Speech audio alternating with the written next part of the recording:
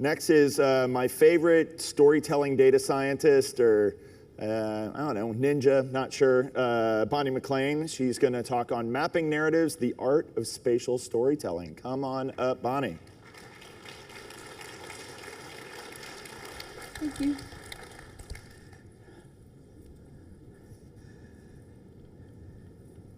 So we're geospatial analysts, let's just say, and we think about location. We think of coordinates.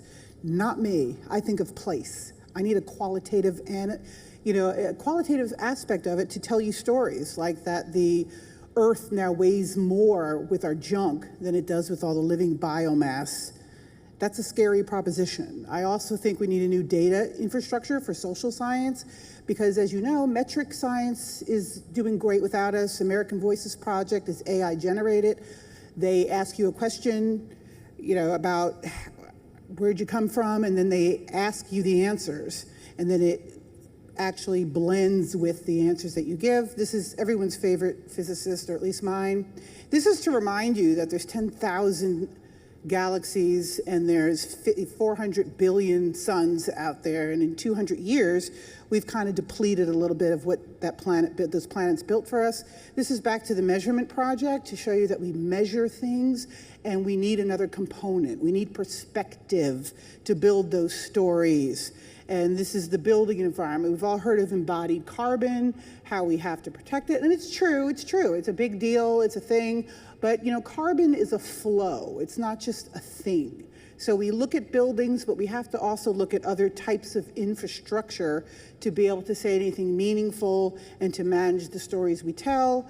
And so when we're looking at sustainability, it's not just in the building environment. It's also using this data from all the satellites, which this is a great slide, but it's all about perspective, because completely factual is not the same as factually complete. You could kind of see the difference there. This is the satellite debris that we generate with our satellite. This is the largest data center in South Africa, but it's also controlled 98% by the white populations in South Africa, where water accessibility and energy is a problem. You could see where that would be a story to tell.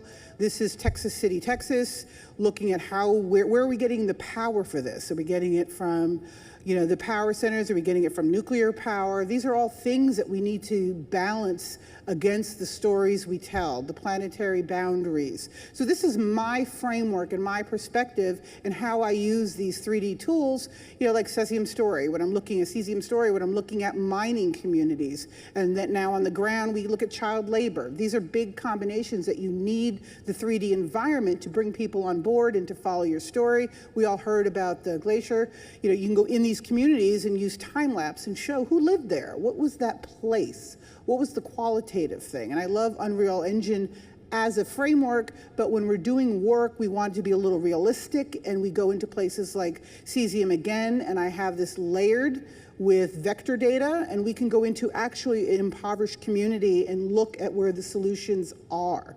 We can restore broken streetlights. We can go in there where there's vandals, where there's homeless populations, and we can kind of have actionable solutions. We can look at streetlight outage. How long does it take to get this resolved? So this is scoping out. This is actually one of the most crime-ridden areas in Philadelphia, and that's showing you the signal that we get. This is the Wild Mile in Chicago, because it's not all about gloom and doom. Sometimes there's huge success stories, how they rebuilt this area and this part in Chicago, because we need our environment. We need the biosphere, the ocean, we need the air, and we need the buildings, and we need to think of carbon as this flowing environment that's teaching us something about the world. As the world heats up, it's telling us that we've done something wrong.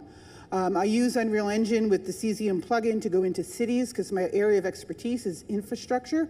So you can look at digital twins, you can look at walkability in a city, you can look at access. And this is just coming right down through the buildings in Chicago. It's a little wonky because I don't use a mouse, I use a trackpad, and as you know, that doesn't work too well. But I wanted you to see how walkability is impacted by this building that you see put in there. And you know that humans have 5 senses, plants have 20. And what you're looking at is photosynthesis from the satellite being captured. So you can see that it's a living environment that needs us to protect it. It's a teaching tool to say when we're doing too much, too little, how can we manage these environments better and more responsibly? And we have those tools now because we have the satellite data and we have the frameworks.